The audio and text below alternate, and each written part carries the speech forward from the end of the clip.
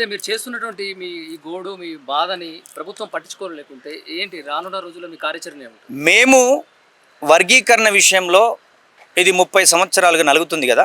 ఆ సమస్య పరిష్కరించడానికి మేధావులు వర్గీకరణకు మద్దతు తెలిపారు, ప్రజా సంఘాలు తెలిపాయి, రాజకీయ పార్టీలు తెలిపాయి. ఎందుకంటే ఓటు బ్యాంకు రాజకీయాలు నడిపే రాజకీయ పార్టీలు, ముఖ్యంగా ఇది ఆంధ్రలో మొదలైన ఉద్యమం. వెంకయ్యనాయుడు, చంద్రబాబు నాయుడు అక్కడున్న మాలలు వ్యతిరేకంగా కాంగ్రెస్ పార్టీలో ఉండాలి. వాళ్ళ దళితులు చీర్చాలంటే ఈ వర్గీకరణ ఉద్యమం పునాది అక్కడ పడ్డది.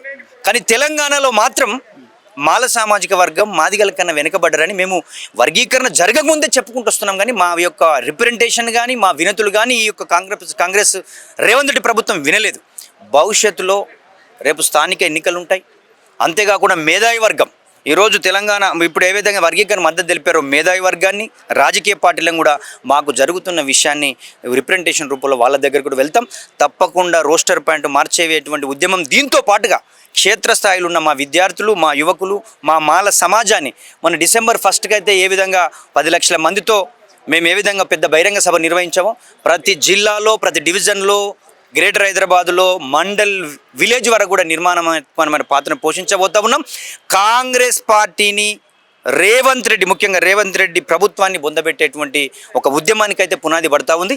తప్పకుండా రేవంత్ రెడ్డి గారు, మీరు చేసిన తప్పిదం మీరు మాలలకు క్షమించమనేటువంటి రోజు భవిష్యత్తులో ఉంటుందని చెప్పేసి అని కూడా వారికి గుర్తు చేస్తూ ఉన్నా.